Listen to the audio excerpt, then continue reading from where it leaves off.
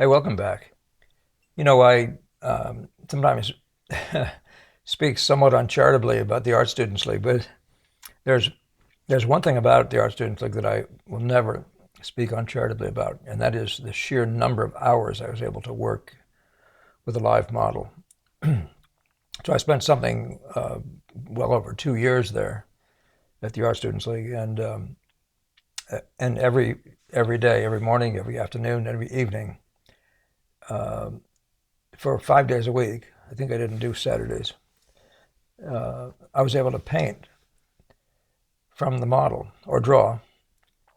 And today's today's conversation has to do with just that, because I've talked to you before, and I'm really focusing this today because I've talked about it before. I will talk about it as we go by in other times. But this idea, thanks to Stephen Jay, has been brought to my attention that I may not have made a single point out of this one thing, and it's really a big deal. I say to students all the time, you have to work out whatever you hear. You have to work it. You have to work and sort it out. But I think one of the points that one of the ways that Stephen's talking about it's even better. One of the things I've found is if I have a student who's painted, for example, before a live model for 2 straight years, 3 straight years, I can really, really, really work with that person and make quick changes for you, dramatic changes. I found that to be true of my experience with Gamel. I would not have been prepared for Gamel if I hadn't spent that time trying to figure out painting on my own for 2 years. So this question of working it out, you can say it one way: you've heard something, now you got to sort it out.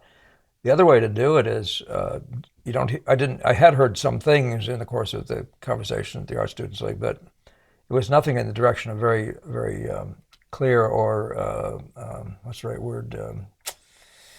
Cohesive teaching, would you say? First of all, too many teachers saying too many different things, and the fact is, I can't tell you I learned anything to speak of from most of the conversation. Handful of things, not without value by any means, from each person I studied with. But it was nothing like the cohesive package I got when I found Gamel. But again, so I think the John Holt thing I've talked to you about before, John Holt says, and by the way, there won't be any images today, so this is a good one for a podcast, and I apologize to all you guys who have to see pictures. For which I don't blame anyone. But John Holt is an educator, sort of outside the box educator, and he says if you're going to teach kids numbers, let them play with the numbers first. The idea of playing with the thing, trying to work it out yourself, trying to figure it out for yourself is such a big deal, or even just wondering what the heck it is.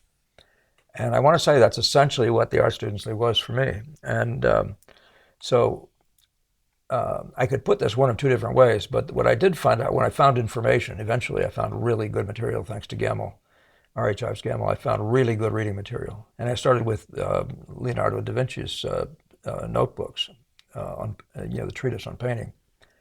And I would start reading, and all of a sudden I would feel myself becoming, and you've heard me say it, becoming rather paralyzed. I was becoming intimidated of doing anything. I couldn't figure it out anymore. And I had to immediately put down, like in terror, I immediately put down all my reading. I stopped reading and went back to working it out, just painting. And after a while, I began to have questions. After a while of a lot of painting, I began to have serious questions.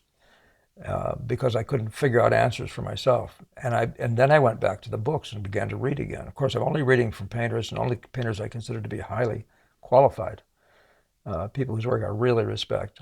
And so the people such as Ang and Degas and others, as well as Kenyon Cox, that whole list which I offered to you as a reading list. So I was reading, and then it would come again, the paralysis. And I'd be trying to figure out painting instead of working out painting. Do you see where I'm going with this? So I would drop the reading and I'd go back to painting and just don't do the reading anymore. Don't do the reading. Don't try to figure it out. Try to work it out. And when you have questions, back to the reading. Now that's the model. So I become this, in this set of videos I'm working on with you, I become the reading. I become the voice in the back of your head. sometimes I have students and I say something to them. I hear them almost repeating the words after, and I say, can you just think about what I'm saying, the concept of what I'm saying, and then go try to work it out. Put it in your own words, and then go try to work it out, rather than trying to memorize my words and think that somehow there's going to be some like an incantation or something like that. You're going to get some magic out of my words. So, but let's talk to Stephen. Let's see his questions here. And by the way, Stephen says very nice things about what he's done. He says he's listened to all my videos, and some of them more than once. And then he says, I have 2 points regarding several of the questions that have been raised with you. And it's interesting. Stephen comes across as an educator. I think he may have even told me that, but I'm not sure. But he has the makeup of one in the conversation that we have here as well as other places. So I think a significant number, says Stephen, of viewers are trying to run before they can walk, i.e. they're not putting in enough time at the easel and trying to take shortcuts. I think if they work at their art, the concepts that you discuss will become clear to them, and having the foundation of hours upon hours painting, they will have solved many of their problems themselves. Now that ending thing is a brilliant thing. It's what I believe in, is that you are working this out for yourself. So you need to start by just painting from life, painting from life. Anything you want to learn in this first wave trying to figure out painting is based on painting from life. So paint from life. Set up things in front of you and paint from life.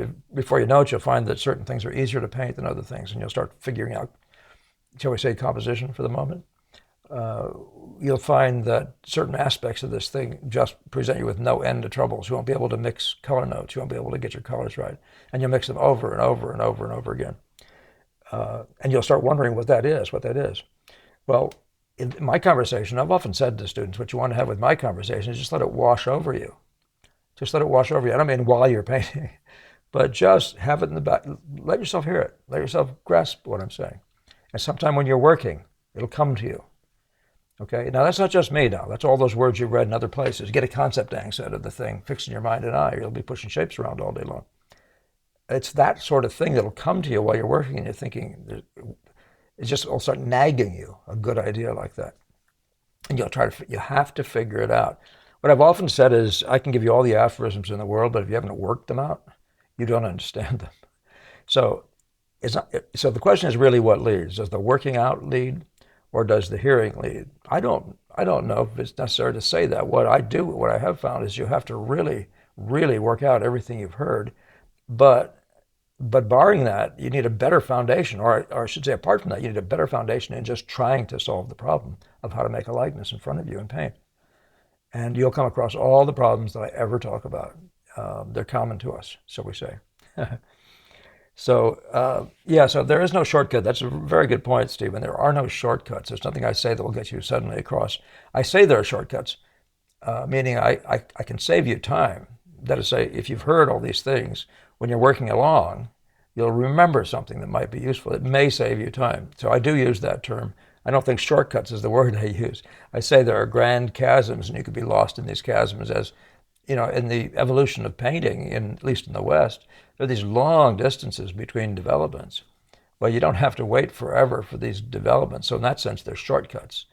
You're working it out, and I'll suggest a bridge.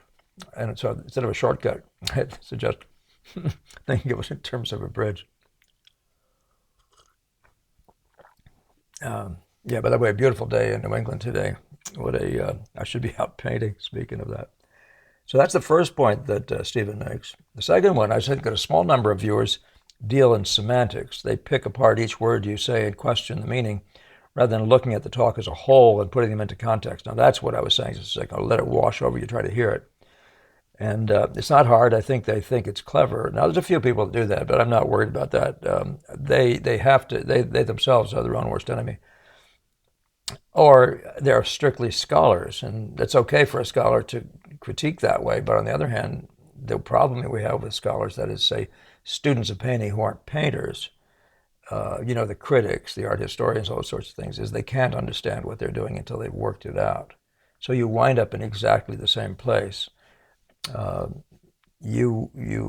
thinker in you has got to be based on the practitioner in you. So it all comes back to that. Is there anything else I should say about this? Anyway, like any trade or craft, there's no shortcut to achieving a certain level of skill other than study and craft. No one can talk you good.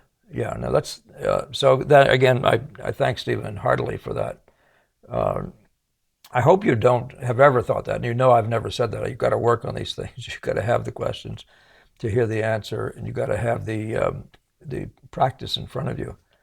But there are a lot of things that I did here, for example, and everything you do with paint has these very basic things, including the craft. So studying the craft, hugely what I'm talking about is the craft. I'm not talking theory here. This isn't paint theory. It really is paint craft. So, so my hints are about something very practical. And in fact, when I talk to you about when I'm talking about what I see in front of me about pictures, I'm saying this is what my eyes tell me. This is what my eyes tell me. This isn't what some book told me. So I hope I can get you to work on that level as well. All right. So that's it. What did St. Paul work out your own salvation with? What did St. Paul say? Work out your own salvation with fear and trembling. Everybody has to be self-taught. This is Benson speaking again. Everybody has to be self-taught. But there's a lot of information in the air, right? You don't come from nowhere. None of us come from nowhere, right? There are words out there, and there's information out there. But the use of it is entirely based on your practice. If you don't work it out, if you're not practicing painting all the time. So one of the things I've said to students, you need about 15 hours of work before I ever talk to you. 15 hours of getting into deep trouble and not being able to figure it out. One of the beautiful things I had before me with Gamble was I could call him at any time. And I gradually took on this thing about, if I could figure this out, why would I call him? And so I'd find myself either questioning whether I had figured anything out and needing an answer, or needing a conversation, let's put it that way, or being in such deep trouble I couldn't sort my way out of where I was and calling on Gamble. But I would find that it would take on a bunch of hours. There'd be a lot of hours of work, and 15 hours probably is a minimum of the amount of time I'd put in. I have students who will receive a critique, and then 15 minutes later they want another critique, and I'm not sure exactly what instigates that. There's 2 or 3 people like that historically in my background, and but I think that there's a kind of a looking for answers in my voice, and that's the one thing that's why I say if you've done a whole bunch of painting, you already have all the questions. You probably have a whole lot of the answers too. So I think I better stop at that. I probably haven't covered this perfectly, but it's a good conversation that needed a little bit of addressing. I don't think anybody's ever going to say anything different about any field. I'm thinking about the sports field, right? You just have to play. You have to play the game. I've heard some interesting stories. I think there was a school in New York City, and I can't recall what its background was. Maybe a local parochial school of some sort. Baseball team that kept winning championships, and I want to say they went. I don't remember what level it was at, so it might have been high school level. I don't know, but it might have been 1 to 12. But they kept winning baseball championships over bigger teams than them. And it turns out the biggest thing they did was that they played all the time. They just played baseball all the time. They didn't have a lot of how-to stuff going on. From the report I read, I wish I could think of where in the heck I saw that thing. It was an interesting story. But it comes back to that same thing, the John Holt story. Play with the stuff, play with the stuff, play with the stuff. Questions will come. Answers will come too. So, in fact, when you're reading, it's good to have questions. Is there anything else I should say? I think not. This will be one of the short ones. And Mr. Producer, who's just getting back from Ireland, is going to be very pleased to see this when he comes in, with tons of other work to do. So, all right. Thank you, Stephen. And to all of you, good work this week. Enjoy the videos, but work harder than that. Don't expect answers. Just simply to show up. Don't expect it to be first you do this, then you do this, and everything works out okay. It isn't that. This is way more interesting than that. Painting is more interesting by miles than it's simply, well, even knitting is, I don't want to put knitting down, but then just simply getting one hook right or one thread right. And then getting the next one right, and the next one, and counting them. It isn't a 1, 2, 3 thing like that. And so, yeah, make an attempt. You'll try to figure out how to get the beautiful image you see in front of you down on canvas. Try to get it down, with as much ability as you can, with as much information as you can. Try to make it look as like. Don't ever forget what you're making it look as like as you can. And that's your base. Remember, that's your base for everything else that happens in what we call art, what we call the art of painting, in our form. So we'll talk about that another day. But thank you, Stephen, and let's enjoy our responses to this one. Okay. Thought it was good to isolate. All right. Thank you for all your sharing, for all your for subscribing.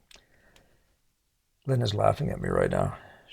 I can never remember the things I'm supposed to be thankful for to you guys. But commenting is always what I'm waiting for. And this one is short because I run out of time today. I have to get out of town. So I hate to make an excuse like that, Stephen, on something that's important, but it isn't important just to reach out and shout. I just want you to understand and make sure that you've heard it one time from me with absolute clarity, that you don't get anywhere in this trade without 95% inspiration, probably 5% reading or inspiration of any other kind. Quoting Edison, I think. All right. Good. See you in the next one, folks. Have a great summer.